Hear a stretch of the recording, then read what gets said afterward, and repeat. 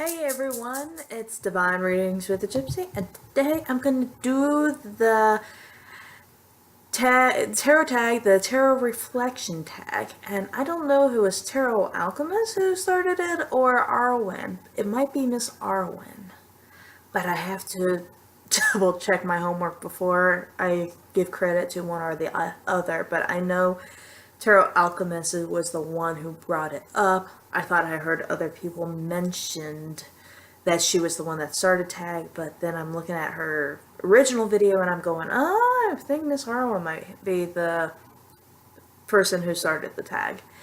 And the question number one is, what genre of tarot are you drawn to? This one is an interesting one for me to answer because I am quite the tarot collector, and I have definitely think that I found my sense of style, and I have been trying to organize my tarot collection and actually give away and or sell the cards that I is just not my style and my genre and the things that I'm not attracted to anymore, and I just know that I'm never gonna use. And I don't know what that certain taste is because I have the Mary L. I have the Invisible Light Tarot, the Roy Rig Tarot, the Tarot Prague, the Thoth deck, the Rider Waite, historical decks, Marseille decks, Pip decks, Barbara Walker, Orbifold, and maybe that is the style. Maybe the Ellis deck. I just got it today, so I've just started working with it. And I got the Sassy Burrito or Sassy Burrito. I forget what the original name is on that one, but maybe that is my theme, is thought-provoking decks. Ooh. Decks that you really get your brain going and your thoughts going and you kind of in that reflection mode. Tarot decks that kind of make you searching deep. Maybe that's exactly what the theme of my deck collection is, even though I don't really know what exactly the theme is. Because artistically, it's kind of all over the place like a little artistic palette. But I think the theme is like thought-provoking or just kind of like that reflective energy in the deck. Number two, use a card from the majors and a card from the minors to describe your greatest strengths.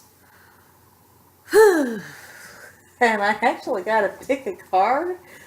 Oh my gosh, they're gonna make me work for it. I'll go ahead and do the Ellis deck. It's the 4th edition of the Ellis deck. Why not? And it came in today. And let me see if I could find the majors card, because I know immediately what is my greatest strength in the majors. It might take me a minute because I did shuffle it.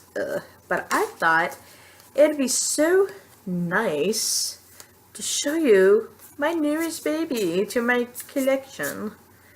And you all might really appreciate it too, so. Alrighty. I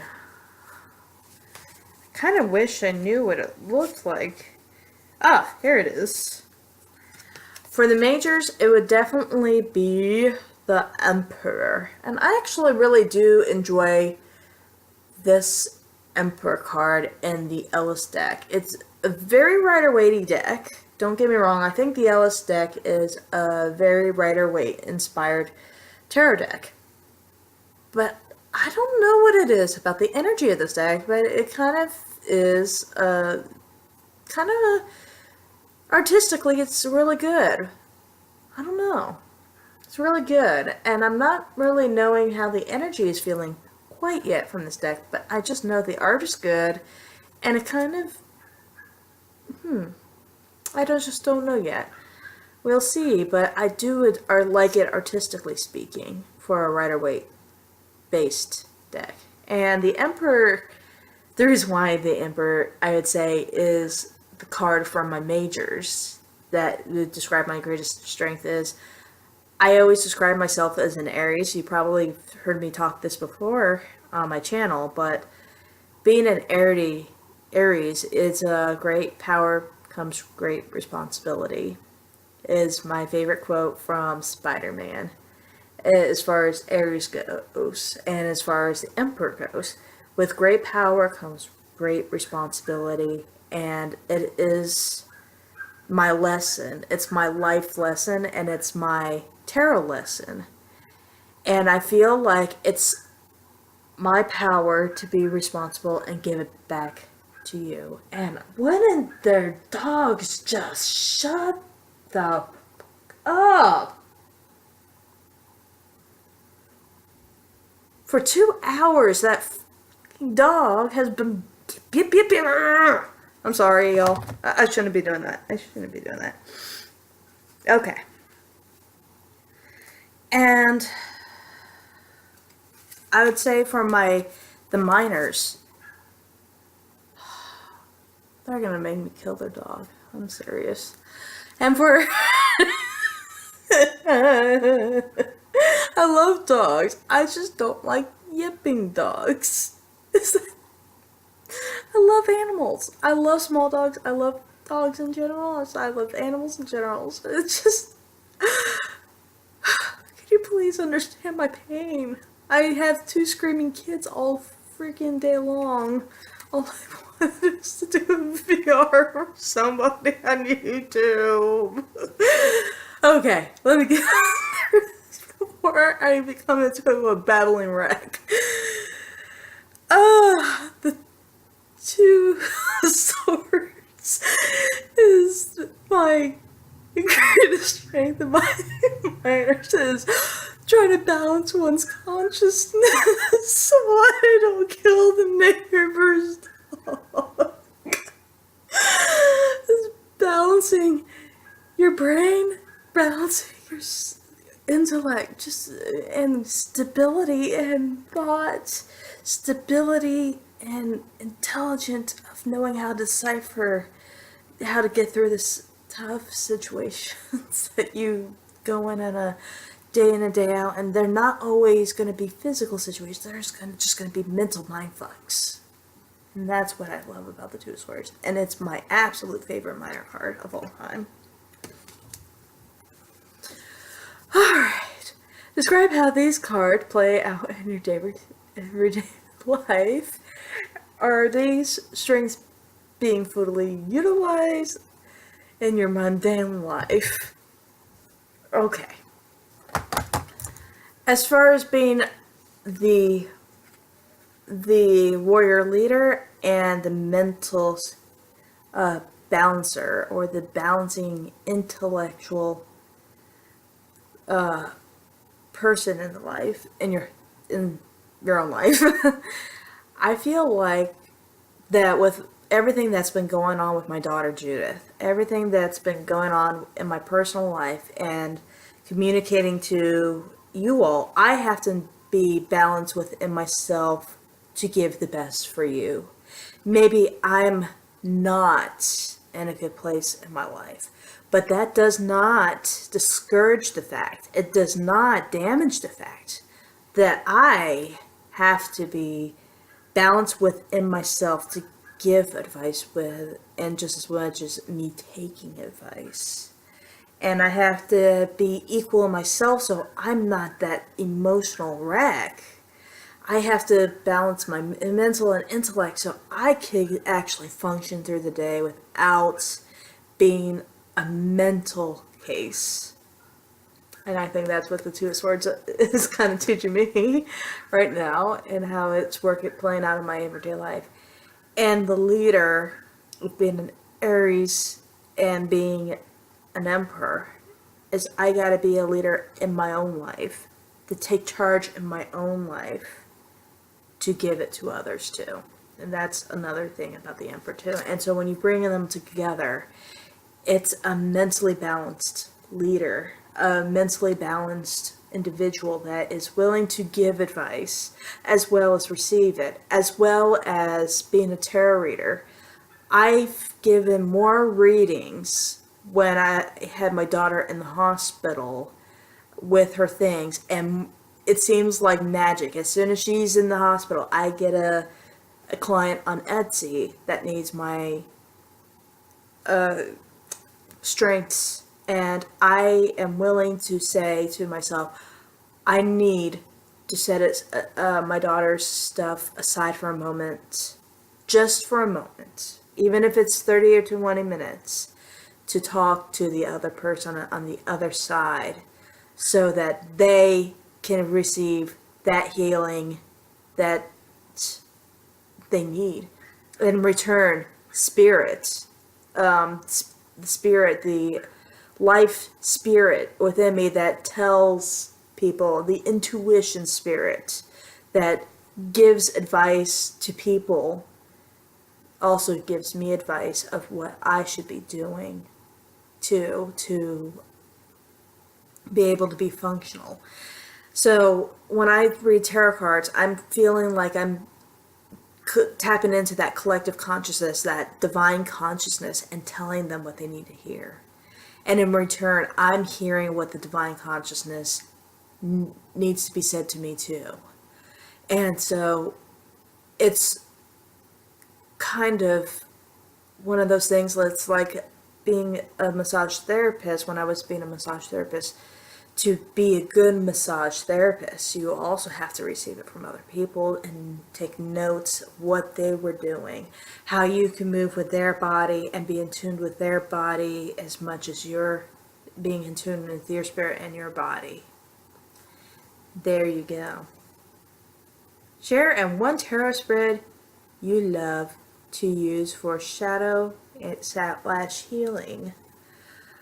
Whew, this is kind of what's funny. I will tell you a dirty little secret. Every day for my daily draws, and if you follow my Instagram, I do a 3-card spread. And I don't usually do specific questions when I do my 3-card spread. But I feel like the 3-card spread is my go-to spread for everything. I do it when I do spiritual healing. I do it for questions. I do it for anything that I feel like I need to answer or ask. And so I do a 3-card spread for shadow work and spiritual healing too. And it's a share one tarot spread. So I'm going to go ahead and share one with you all. So what would be a good healing message?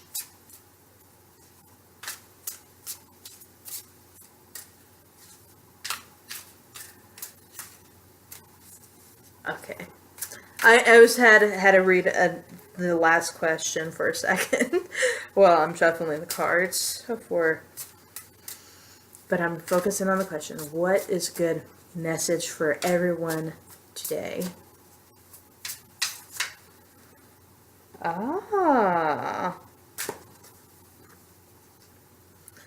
And I've got jumpers, and this is exactly the card I wanted to get to, which is the death card for my next question. So death tells us that we are in a phase of renewal and rebirth, and this whole new experience and this whole new thing that we're going into is pretty fucking scary. Staring death in his face is not pretty. And most of the time he will leave you. I don't want this change to happen. I always feel like that deviant moon baby wanting to crawl back up in the womb when we face death. That is one of my favorite death cards of all time, honestly. And I just forgot what I chose for my 22 faves was it Tefra Tarot back in then that hashtag. I think I did choose that death card for one of my favorites. But I get tuned in immediately when I see that image of death sometimes with the deviant moon, because I feel like that little baby sometimes, just wanting to go back up in the womb. This is too much. This new beginning is not the beginning that I thought it was going to be.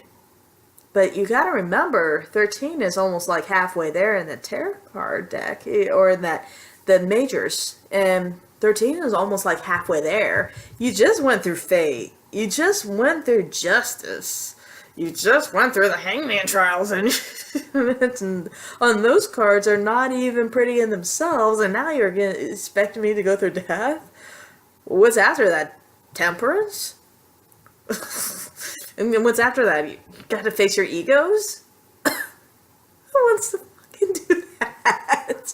So death is not one that everybody wants to see when they have to deal with shit in their life.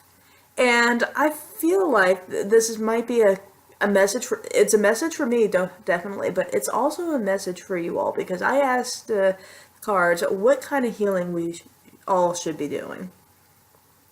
But yeah, I'm feeling like that when you're faced with death, when you're faced with this new reality, when you're faced with this rebirth, you can feel a little Eight of Swordsy, and you feel like you're getting trapped up in your own spiderweb. You're feeling like you're getting trapped in your own shit. And then you become a basket case. That's not a pretty answer, right? But you gotta remember that sometimes when death comes with the Eight of Swords, you are also saying that you need to be relieved from being trapped in your mind. Death says that you need to get at. This is the change that you need to have, because right now you're kind of trapped in your head. You're kind of trapped in your mentalness and your mental intellects, and you're kind of happy where you're at, even though it's not very much the comfortable position. You're kind of, some of this depiction of the Eight of Swords is you're blindfolded and you're kind of prisoner there. And you're kind of a prisoner of your own thoughts and your own mental status. And death says, I'm going to redeem you from all that and give you a chance. But you have to be the one that's willing to take that chance and take that blindfold off and know that you're not really bound in the first place. You could actually get out of your situation. It's just a spider web. Spider webs may seem like they're strong, but they're really not that strong. It might be sticky at first, that mental stickiness at first, and you might need to slough that off a little bit, but when death comes by and gets you out of that mental stagnation and hang-ups, and maybe it's a stable stagnations and hang-ups, and because 8 is also a stability number or a firmness number, it's the leaving number. It's not going to just go away, but death is willing to liberate you, and you just gotta stare death out of the face and say, ha, I laugh in the face of danger, and I'm willing to take off that blindfold, and I'm willing to face death. And that's my shadow work healing for you all today with the Ellis Tarot. And I actually kind of like that message. Maybe I should do one more often. I'll have to keep that out, because that was what was going on in question number 5. And number 5, if you were to scan over your personal tarot spiritual witchery practice and the last 6 months, what would you say was the most common theme that showed up for you? Death. And that's exactly how I'm going to end with this hashtag tarot reflections. Is death has been my common theme that's been showing up in every deck. every single tarot card reading. When I was reading about Judith, when I was reading for myself, when I've been reading for everything, death has been a common theme that been like that ninja. Unlike the Queen of Pentacles that have been coming up all the time in my Instagram and in my everything, she comes up everywhere. Death kind of secretly comes up, but he doesn't always come up in Instagram. He doesn't always come up in social media, but he is there, and he says, "I'm here to remind you." And it's kind of like my message that you are free from your mental blockages. You just need to be able to take that step and stare death in the face. And that's what death really has been teaching me too. And it's just like you just got to face this change head on, this new rebirth head on, and you just cannot just let it overtake you. And that's my message for today. And I hope you liked my tarot reflections, and hopefully it was not too rambly for you all. I love you all. Blessed be.